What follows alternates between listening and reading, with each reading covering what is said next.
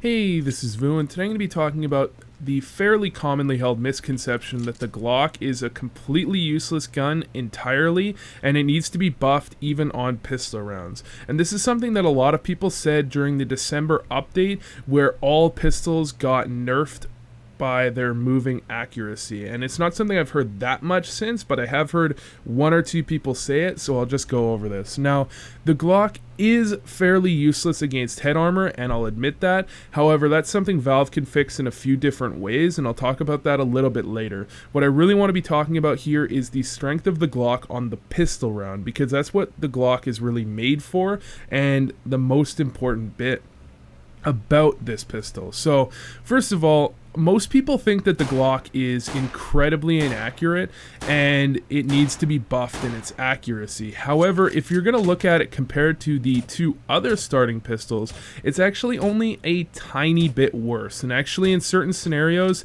if the recoil or spread doesn't work out with these two guns, the Glock can end up with a better spread pattern fairly often than either of the USP or the P2000. As you can see, here's the Glock, P2000, USP. It's very, very close how these guns have their spread patterns, and the idea that the Glock is just significantly worse and you should always be losing with it and never taking straight up aim battles is completely untrue.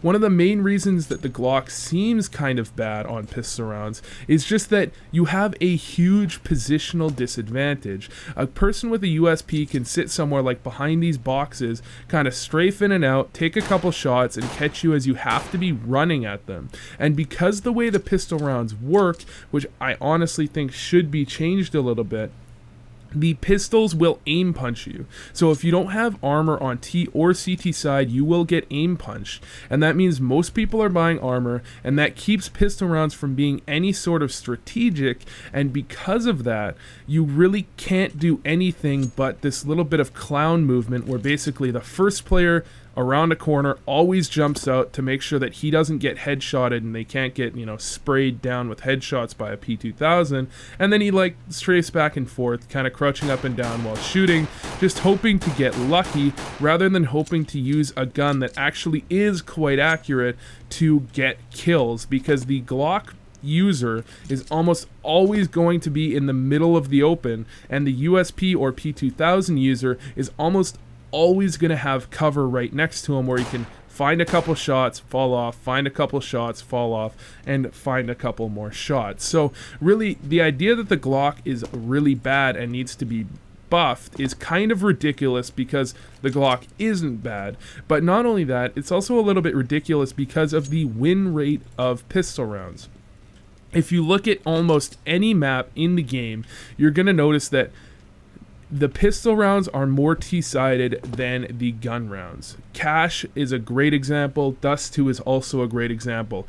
The terrorist team almost always wins pistol rounds. It's like 60% or something fairly high like that, because it's so easy for 5 terrorists to run up and storm and get on top of a solo counter-terrorist who needs to hit some really nice shots to be able to hold them off.